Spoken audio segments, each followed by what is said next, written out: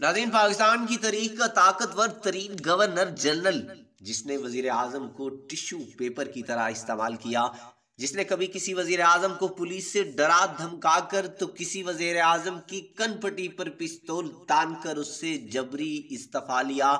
क्या आप जानते हैं उस शख्स ने खत्म नबूवत की तहरीक को रोकने के लिए कौन सा हथकंडा इस्तेमाल किया था?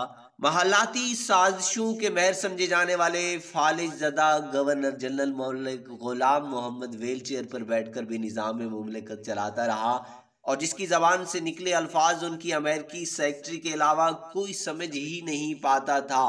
मलिक साहब ने जब अपनी गोरी ट्रांसलेटर से ये कहा कि अगर तुमने मेरे ऑफिस आना हो तो तुम्हारे होंठों पर दिल आवेज मुस्कुराहट होनी चाहिए, तो फिर उन मोहतरमा ने अपने बॉस को क्या जवाब दिया? वो कौन से मुअज़्ज़िज़ पार्लियामेंटेरियन थे जो मलिक गुलाम मोहम्मद के डर से बुर्का पहनकर अदालत जाते?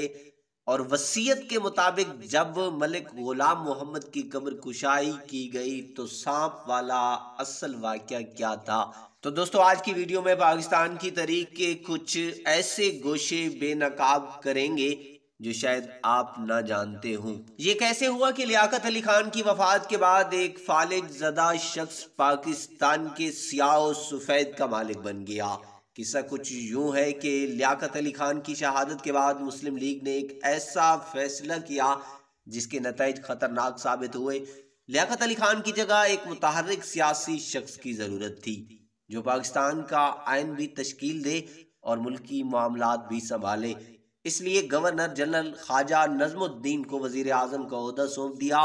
गवर्नर जनरल के पास बरतानिया के दिए गए काफ़ी इख्तियारात थे, लेकिन रस्मी तौर पर वो उनको इस्तेमाल नहीं करता था। इसलिए वजीर खजाना मलिक गुलाम मोहम्मद को बेजरत समझते हुए गवर्नर जनरल बना दिया गया। फालिज के मरीज मलिक गुलाम मोहम्मद बैरोक्रेट थे। क्या में पाकिस्तान की जदोजहद से उनका दूर का भी वास्ता नहीं था, इसलिए वो अवामी उमंगों को समझने से सरासर कासिर थे। इस पर मजीद ये कि फालिज के पास उनकी गुफ्तगू किसी समझ में नहीं आती थी। उनकी अमेरिकी सेक्रेटरी तर्जमा के लिए फराइज सर अंजाम देती थी। उस वक्त पाकिस्तान का आइन नहीं बना था और पाकिस्तान को 1935 के बरतानवी एक्ट के तहत चलाया जा रहा था। उस एक्ट में गवर्नर जनरल के पास काफी इख्तियारात थे और अपने इख्तियारात का खुलकर जायज और नाजायज इस्तेमाल किया। उसके दौर में पाकिस्तान में दो बड़े अहम वाक़यात हुए। एक ये कि मशरकी पाकिस्तान में बंगाली जबान की हिमायत करने वालों पर गोलियां बरसाई गईं। दूसरा ये कि आमदियों के खिलाफ लाहौर में चलने वाली तहरीक को कुचलने के लिए मार्शला नाफिज किया गया, और ये लाहौर की सतह तक नाफिज होने वाला मार्शला पाकिस्तान का पहला मार्शला था। मार्च 1953 को गवर्नर जनरल ने वजीर आला पंजाब मियां मुमताज दुल्ताना को बरतरफ कर दिया। उसके चंद हफ्ते बाद 17 अप्रैल को गवर्नर जनरल ने ख्वाजा नजमुद्दीन से इस्तीफा मांगा।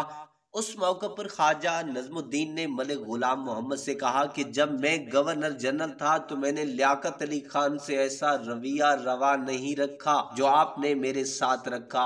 इसके जवाब में मलिक गुलाम मोहम्मद ने कहा कि ना तुम लियाकत अली खान हो और ना ही मैं ख्वाजा नजमुद्दीन। ख्वाजा नजमुद्दीन ने अपने घर पहुंचकर मलका अलिज़ाबेथ से फ़ोन पर रब्ता करने की कोशिश की, मगर उस वक्त तक उनके घर के फ़ोन का कनेक्शन काटा जा चुका था। बाद में उन्होंने अपनी बहाली के लिए मलका बरतानिया से इल्तजा भी की, मगर सब कुछ बेसूद रहा। पुलिस वजीर आजम हाउस को घेरे में ले चुकी थी। वजीर आजम के पास संगामी तौर पर असम्बली इजलास बुलाने का ऑप्शन भी मौजूद था, मगर उन्हें फौजी एक्शन की धमकी दी गई और ख्वाजा नजमुद्दीन मुल्की मफाद की खातिर खामोशी से अलविदा हो गए। अपनी आखिरी पैगाम में उन्होंने कौम से अपील की कि वो पुरअमन रहें, रोजे रखें और खुदा से रजू रखें। मलिक गुलाम मोहम्मद ने ख्वाजा नजमुद्दीन को माजूल करके अपने ही एक बेटी भाई यानी एक बैरोक्रेट मोहम्मद अली बोगरा को मुमलिकत पाकिस्तान की तकदीर सौंपते हुए वजीर आजम के ओहदे पर बिठाया। वजीर आजम मोहम्मद अली बोगरा की क़ियादत में अरकान असम्बली दस्तूर साजी में नाकाम हो चुके थे। गवर्नर जनरल मलिक गुलाम मोहम्मद को कहीं से भंग पड़ी कि बोगरा एंड कंपनी जनरल के इख्तियारात में कमी करके मेरा ही पिता काटना चाहती है, तो आधी रात के वक्त वजीर आजम मोहम्मद अली बोगरा की कनपटी पर पिस्तौल तानकर दस्तूर साज असम्बली तहलील करने के अहकामात पर दस्तखत लिए गए। यूं 24 अक्टूबर 1954 पाकिस्तान की पहली असम्बली को तोड़कर मुल्क भर में हंगामी हालत नाफिज कर दी गई।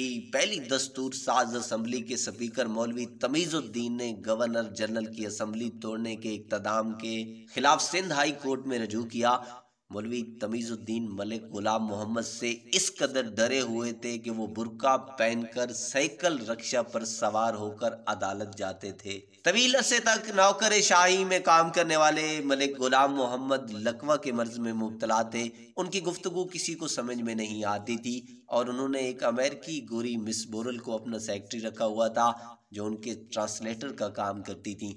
किताबों में तहरीर है कि एक मरतबा गवर्नर जनरल मलिक गुलाम मोहम्मद ने अपनी सेक्रेटरी को डिनर पर इनवाइट किया। वो चाहते थे कि मिस बोरल तनहा डिनर पर तशरीफ लाएं, लेकिन मोहतरमा साथ अपनी वालदा को भी लाईं। ये बात हमारे मलिक साहब को नागवार गुजरी और यूं उनका डिनर करने का सारा मजा कराकरा हो गया।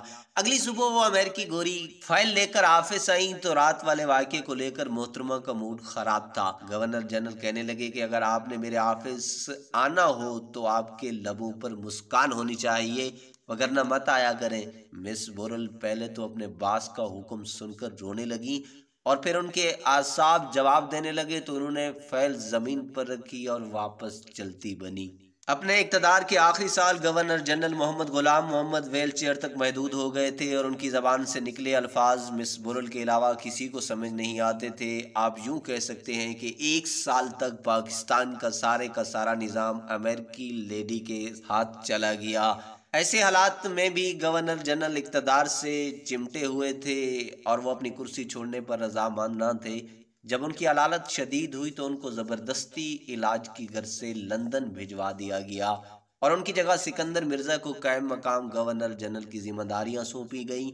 मिर्ज़ा ने मलिक गुलाम मोहम्मद के 2 महीने की छुट्टी को गनीमत समझा और ख़ुद इक़्तिदार पर काबिज हो गए और यूं मलिक गुलाम मोहम्मद का हंगामा खेज दौर हुकूमत अपने इंजाम को पहुंचा। अगले बरस मलिक गुलाम मोहम्मद 29 अगस्त 1956 के रोज़ कराची में वफात पा गए। वहाँ उन्हें मुकम्मल सरकारी एजाज़ के साथ फ़ौजी कब्रिस्तान में सुपुर्द खाक किया गया। यहाँ मैं आपको बताता चलूँ कि मलिक गुलाम मोहम्मद जब तक हयात रहे उन्होंने पाकिस्तान का आइन तक नहीं बनने दिया। गवर्नर जनरल गुलाम मोहम्मद के हवाले से एक आर्टिकल मौजूद है जिसके मुताबिक मलिक गुलाम मोहम्मद ने वसीयत कर रखी थी कि उनके जिस्म को सऊदी अरब में दफनाया जाए, लिहाजा उनके जिस्म को अमानतन कराची में सुपुर्द खाक किया गया था। वसीयत पूरी करने की गर्ज से कब्र कुशाई की गई तो क्या देखते हैं कि एक सांप ताबूत पर फन फैलाए बैठा है। पुलिस एहलकार ने 6 की 6 गोलियां ज़य कर दी लेकिन उस सांप पर कोई असर ना हुआ। जहरीला स्प्रे करने के बाद कब्र को आर्जी तौर पर बंद कर दिया गया। अगली सुबह एक बार फिर कब्र खोली गई तो वो सांप जूं का तूं वहां मौजूद था और फिर लोगों के मशवरे के बाद उस कब्र को वापस बंद कर दिया गया। इस वाक़े में कितनी सदाकत है और कितना फसाना कुछ भी नहीं कहा जा सकता। नाज़रीन, ये कहानी कैसी लगी इसके बारे में एक कमेंट ज़रूर दीजिएगा। हाँ, अगर अभी तक आपने हमारा चैनल सब्सक्राइब नहीं किया तो प्लीज़ इस वीडियो को लाइक और चैनल को सब्सक्राइब करना ना भूलिएगा।